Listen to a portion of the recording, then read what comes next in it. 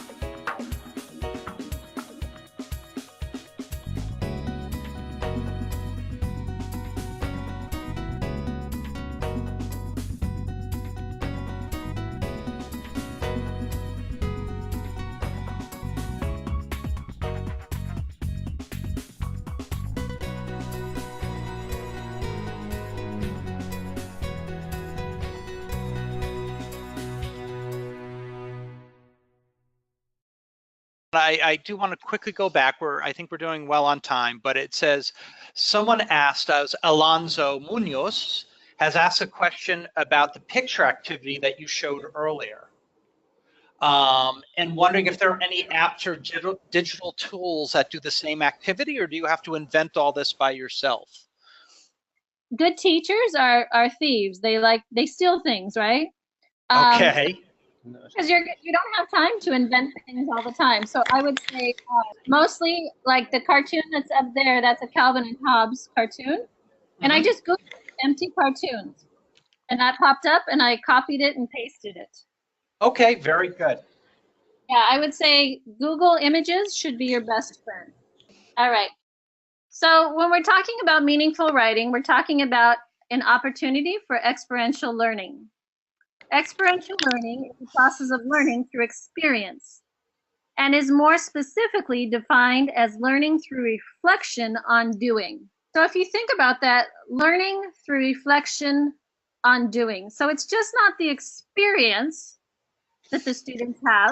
What opportunities do you give them to think about and actually use what they experience? So Connie, why don't you read out the poll question so we all know what we're going to be answering. So think about your classroom. Think about it maybe as a 180-day-year classroom. How often do you provide experiential opportunities for learning in and outside of your classroom? Okay, very good. We will launch the poll and give you a little extra time to think about this, a little bigger question than the first one. And we'll give you about 35 seconds maybe. And Connie, we will keep talking, or like I said, if you'd like to sing a song or hum a tune, please do. We are launching the poll right now. So please vote, everyone. I think also, I'll just chime in real quick, Connie. I don't know if you saw the American English webinar this morning, but it ties in a little bit with your authentic writing, because it was all about movement in the classroom and getting students up and moving. So I think your talk about, you can take students out to write gets into that movement in the classroom. What did they say the value of the movement was? They said the value was, interesting enough, they said it's healthy. And, not that it's our job to make kids healthy, but it helps promote health. It just gives kids a change of pace, sometimes gets their brains going a little bit better. It was a very interesting topic. All right, very good. And with that, we will close the voting. We're at 68%, and we'll take a look at what or 71%. And we'll look at the results. The results are. So I think this is pretty interesting. So of course our biggest group is once per unit or thematic unit. And I think that's pretty typical, right? We try to make sure that there's kind of a big hurrah to either start off a unit or maybe to finish off a unit. I think as teachers, that's how we've been trained. About 11% said never, because there's just no time for that. And then we have about 26 every day. That's pretty impressive. And 26 about once a week, which is also pretty impressive. When I was teaching the cooperative learning techniques and the students, where the students would be working together with each other, I had a lot of teachers say that they have large classes, and they say with 40 students in the class, you can't have them working together. It's too chaotic. But we're language teachers, and students need to have opportunities to use the language. So we have to make sure that we provide them with enough opportunities so that they can speak to each other, because you're one teacher. If you have 40 students, there's no way that you can talk to them enough so that they have enough opportunities for discussion in English. So there's got to be, it's okay to have noise in your classroom, but it's got to be a positive, productive noise, a hum, shall we say. Controlled chaos, yes. Controlled chaos, perfect. Yes, but I think it's very important to make sure that you do provide those opportunities so that it's more student focused and students talking to each other as opposed to the teacher standing up there all the time. Also, it's less exhausting. All right, ready to move on? You're the boss. Let's keep moving. Oh, I like that. All right, hold on. Oops, hop to hit.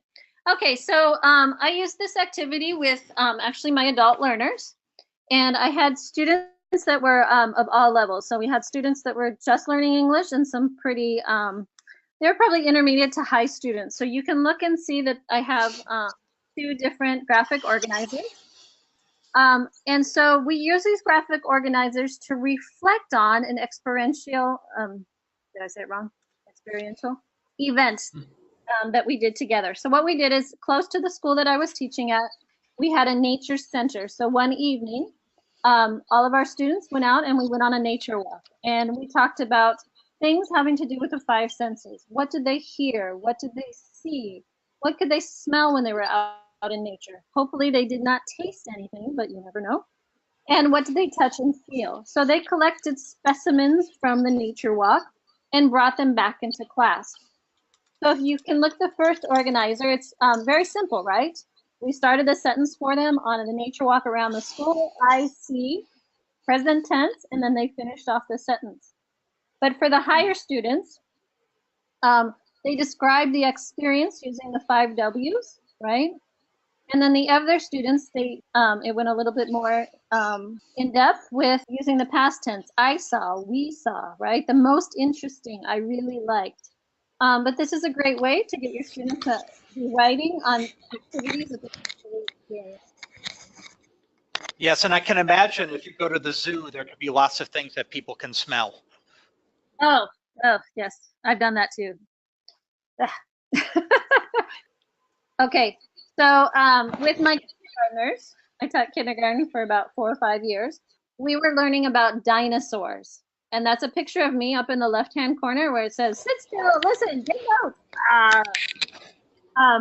And so I wanted it to be more than just reading books in class and drawing pictures. So our students actually, my students actually became archaeologists. So for about a month before we started learning about dinosaurs, my family ate a lot of chicken. And I saved those chicken bones and I washed them. And then one morning, early, I went out and on our playground and I buried the chicken bones. And my students went out that day with me and they were dressed as archaeologists and they had little spoons and little bowls and paintbrushes. And they went on their own dig and they discovered the dinosaur bones. Oh. Yeah, it was really cool, even though some students did smell the chicken on the bone still and questioned if they were really dinosaur bones.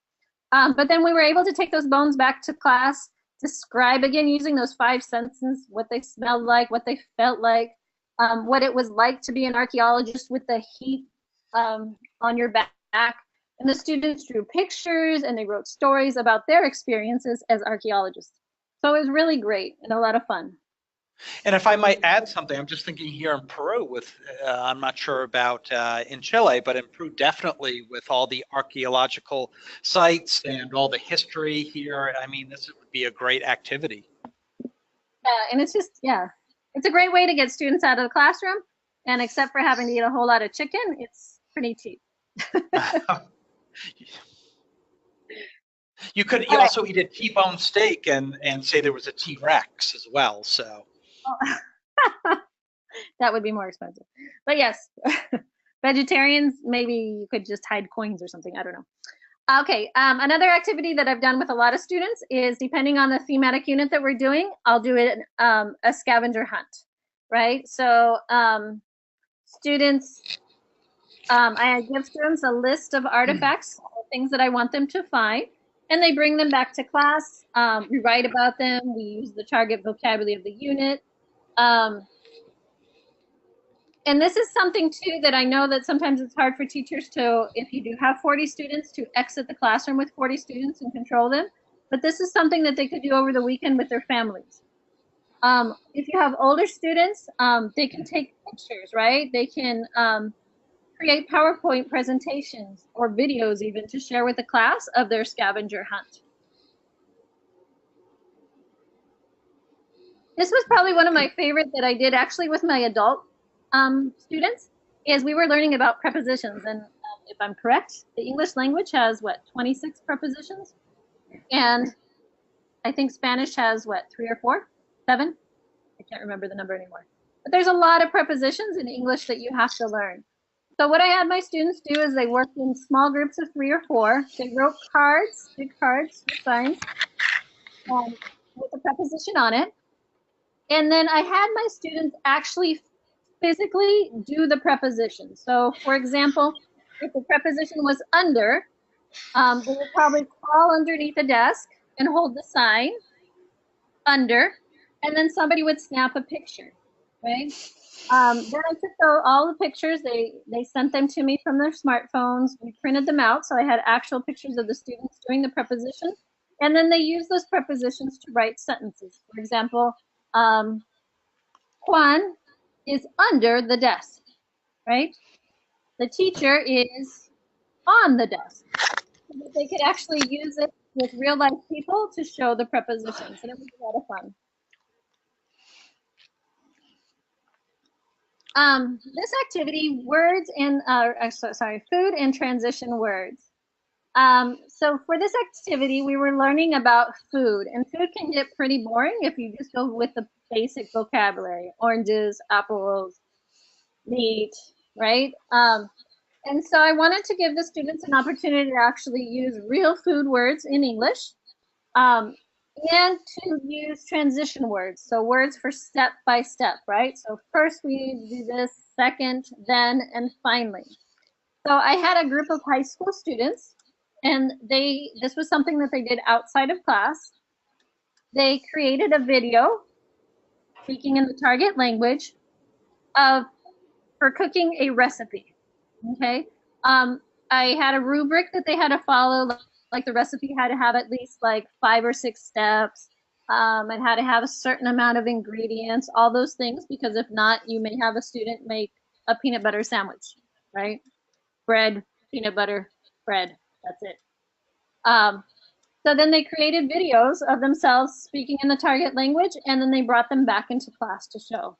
And the students were very proud of what they did, and it was great. It was entertaining. The other students enjoyed watching each other, and it was an opportunity for them then to also listen to the target language.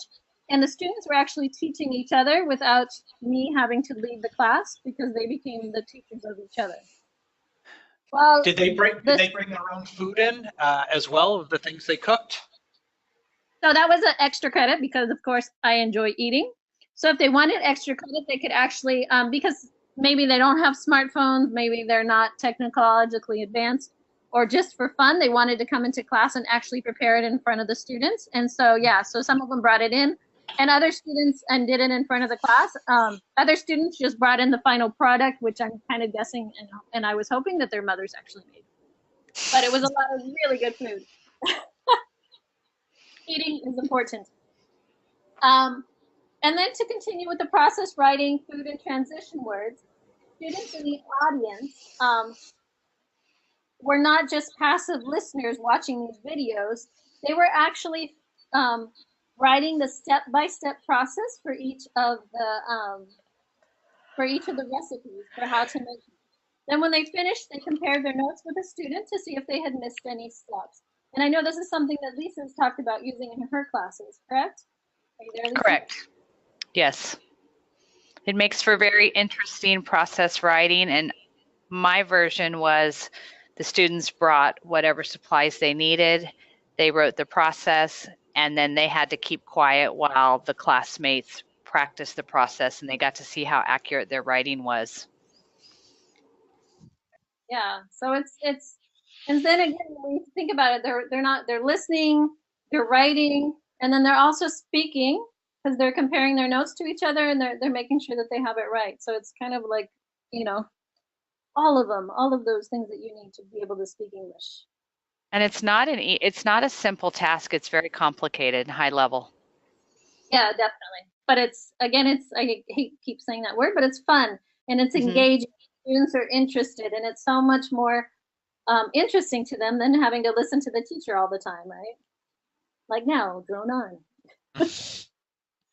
All right, so the very last activity I call this a rainy day idea, and it's not my idea, but in the United States, when you have younger students and it rains, usually during lunchtime, that poor teacher does not get a break. And your students are crazy because they don't get to go outside and play for a while after lunch. They have to eat lunch with you in the classroom. And they're super excited, and they're a little bit wild. And so this is called a snowball writing activity. Oops, I just lost my ah! Oh no, sorry. You just disappeared. Yeah, I did, I'm sorry. That's okay. So you can use this for any unit you're working on. So if you have like vocabulary that you're learning about that's specific to something, or it can just be for fun. So let's say it's close to Halloween. So what you have is you have a sentence starter that students are working in groups of 4. They start that sentence starter in a group, and they read and they write like 2 or 3 sentences on a white sheet of paper. It's the beginning of a story. Then the teacher calls time, and each group crumples up their paper into a ball. And when the teacher says 3, 2, 1, go, the students start throwing the snowballs across the room until the teacher says stop. Then each group should have a new paper. They read what the group wrote before them, and then they add on again another 2 to 3 sentences to the story. And you can continue this, and then by the end you have a really cool story that's been written by students around the room. They can illustrate these stories. I've done this with kindergartners where they're not quite writing yet, so maybe they do it in pictures, right? And then you go around and you help them write the words that go with the pictures of the stories. But it's a great way to, again, mix things up in the classroom when it's getting a little stressful, get your students engaged. So I would definitely try it. It's a little chaotic, but it's fun chaotic. Just so you know, Connie, this is not just with younger students. I've seen it used when I was in Ukraine in Peace Corps with older students and teachers, and they called it playing snowballs. And it was often used as an opening activity where people would write some little known fact about themselves, and they had a minute to keep throwing as many of the snowballs that landed on the ground. So you picked one up, threw it again, picked up another, threw it again. And then when the instructor said stop, you read off the fact of that piece of paper you had, and you had to try to guess who wrote it. Oh, that's excellent. Oh, I like it. Yeah. So or we did it here as well. I'm sorry. I just remember we did it. You could also do it with a paper airplane. You make a paper airplane and you throw it. Sorry. Yeah, no, that's great because again, you have your students thinking in the target language, writing in the target language, speaking in the target language, which is what you want to do. Great ideas. So how could you apply, just something to think about, how could you apply or modify these ideas for your classroom? So these are some of the ideas that we went over today: the bell work, the word wall, experiential learning for writing, 5 senses writing, scavenger hunts, food and transition words, archaeologists, human prepositions, food and transition words. Oops, I repeated that twice, didn't I? I really like that one. That one could have been process writing or the snowball writing. So something to think about. How can I use this in my classroom? How can I modify it to fit? And our final poll question. I would use these ideas in my classroom to make learning for students. All right, so we will launch it. We'll give you 30 seconds or so, and we'll see what people think of all these activities. And there we go. Let's share our answers here. Let's take a look. Oh, excellent. Meaningful and authentic. And nobody put, I will not use them. I was going to say that myself, but I didn't want to do that. Big hugs from Santiago, Chile. Yay! Nobody said I will not use them. Thank you, guys. I appreciate that. So before we move on, we just have a couple of questions that just came over that Lisa would like to read before we move forward, if that's okay, Connie. Sure. Yeah, Connie, I have 3 questions. The first one is from Sonia, and she says, do you test the words that you have students bring in for your word wall when they're not part of your lesson for the week? It depends on, I would say personally, I don't. I feel like at least in the US schools where students are required to be tested on so many things so often that I would hate to have another opportunity where they feel like they're being tested again. But but in another way, like it could be really cool because then they're kind of creating the test for themselves based on the words that they're bringing in. So I guess you have to weigh both of those, but that's a great question. Okay, the next one is, what about the snowball with adults? Moises wanted to know a little bit more about using that with adults. So actually, I've used it in my teacher training activities, and I just gave them a couple sentence starters to start with, and they just love it because it's also kind of a stress reliever, right? So when you talked about students getting up and moving and laughing, and sometimes my teacher trainings are 3 hours long, and sometimes mine come after somebody else's teacher training. So these teachers may have been there for 8 hours a day. And so it's just a great way to get people laughing, speaking with each other, acting a little crazy. It's a wonderful icebreaker for groups, right? Yeah. This one is kind of a tougher question. They're a computation teacher, so I don't know if that means math or not. And how do I use this for technical English for older students when the class is full of Spanish speakers? So since you have a background in teaching Spanish, I thought you would be able to do that. So I'm going to say it one more time. I'm a computation teacher. How do I do this for technical English for older students when they all speak Spanish? So I'm thinking that this is like for, okay, so this is the way I'm understanding it, is that this is English for like a specific purpose? I'm thinking you're right, as some kind of technical class. So again, like what are they learning and why are they learning it? And even if I'm thinking like maybe it's a class for, I'm going to give you automotive, right? Well, how could you just, I mean, the 5 senses with automotive sounds a little silly. Maybe you wouldn't do the tasting one, but I know that when I bring my car into my mechanic, like it makes a certain sound, and I try to repeat that sound to my mechanic to tell him what's wrong with my car. So you could come up with like fun dialogues and things like that. Like the idea is to how can I keep my students active and how can I keep them engaged? And what's the vocabulary that they have to learn, and what's the vocabulary that they have to do, and how can I make it in a different way so that they're just not sitting there being passive learners? How can they be active learners? And sometimes it's taking the risk, and it is a risk, of opening it up to your students and asking them what they think. And I think that's a key part, is knowing the academic vocabulary you're teaching.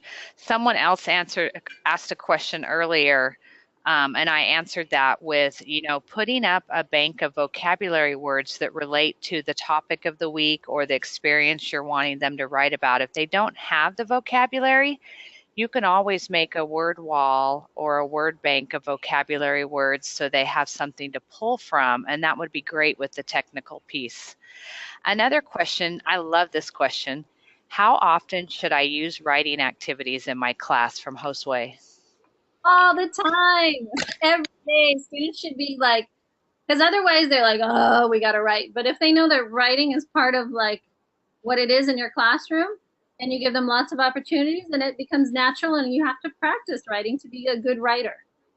Now balance that out with communicative language teaching, because in Peru, the focus is really on a communicative classroom and lots of speaking and communication practice. So if you could balance that out with the writing for our teachers, that might be helpful.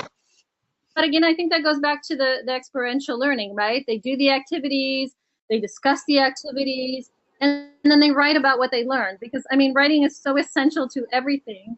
You can be a great speaker, but if you don't know how to write, then your skills aren't as strong as they should be. So in writing doesn't have to be boring. It can be fun. And I think I've given a lot of examples of how to make it interesting.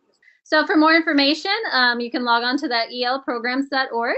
And we can find fellows on Facebook as well. Yeah, that's our RELO Andes website. So you can connect with us on Facebook, on Twitter, on YouTube. So many ways to reach RELO Andes. We don't just have the webinars. We have a whole lot of other things on there as well, activities, other links. So we encourage you to check that out. And yeah, so next month we will have 2 people helping out. We'll have Katie Castro, and she is in El Salvador, and Trent Hager, he's in Managua, Nicaragua. And they will be, at this moment, they are going to be discussing considering cultural celebrations in the English classroom. Excellent. It has been such a pleasure. Thank you so much for this opportunity. Yes, thank you very much, Connie. And I'm sorry we don't have as much time for answering questions, but you'll be able to look at this webinar on our YouTube page coming the next week or 2, I believe, or next couple of weeks. And any other things you want to say, Just Lisa? don't forget to download the slides. For those of you that said you came in late and missed the first part, you can always download the slides off the menu off to the side and have it for your reference. Connie, thanks so much for being with us today. It was a pleasure to have you, and you have lots of positive comments that you can't see, but people are thanking you and saying these are great ideas. So good job, Connie. Thank you to everybody. Okay, thank you. Buenas tardes. Yeah, thank you, and we'll talk to you next. We'll talk to you next month. All right, bye-bye. Thank you. Okay, bye. Ciao.